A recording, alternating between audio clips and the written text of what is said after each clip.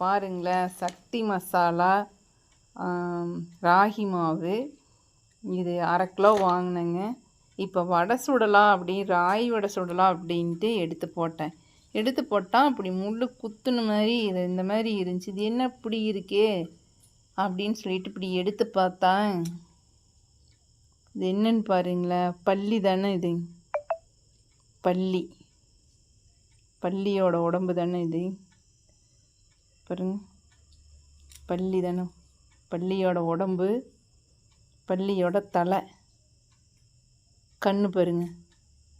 ராகி மாவுக்குள்ளே கிடக்குதுங்க. உசரோடு அடைச்சிருந்தாங்களா இல்லை உயிர் போனதுக்கப்புறம் பண்ணினாங்களான்னு தெரியல. நீளமாக அப்படியே தலையோடவே இருந்திருக்கு. நான் எடுக்கிறப்ப தலையுமே இந்த எலும்பும் தனியாக பிரிஞ்சிருச்சு பாருங்களேன். அப்பா நாம் ஒவ்வொரு மாவையும் வாங்கி கைவிட்டு இப்படி எடுத்து பார்த்தா போடணும்.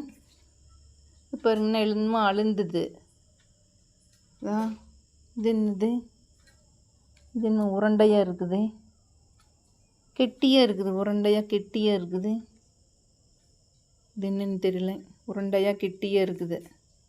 பாருங்களேன் எவ்வளோ சுகாதாரமாக இருக்குதுன்ட்டு. பிராண்டட் கம்பெனி தான், சக்தி ராகி மாவு தான்.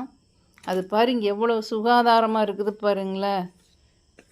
எடுத்து கொட்டுனேங்க, ராகி வடை சுடலாம் அப்படின்னு சொல்லிட்டு எடுத்து கொட்டுனா அப்படியே முள்ளாட்ட நீட்டிக்கிட்டு இருந்தது. இது என்னடாப்பா நாம் எதுவுமே போடவே இல்லையே, முள்ளாட்ட நீட்டிக்கிட்டு இருக்குதே அப்படின்னு சொல்லிட்டு எடுத்து போட்டான்.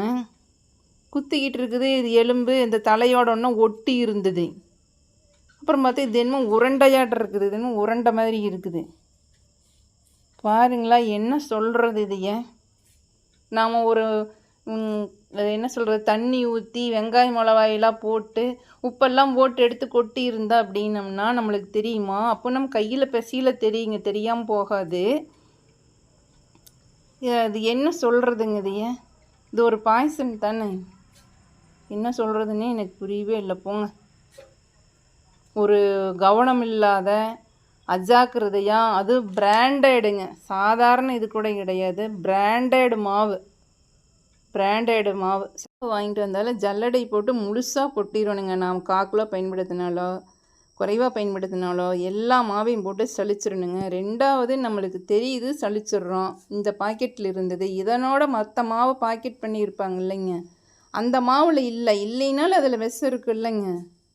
நாமளும் கவனமாக இருக்கணும், கம்பெனிக்காரங்க கவனமாக இருக்கணுங்க.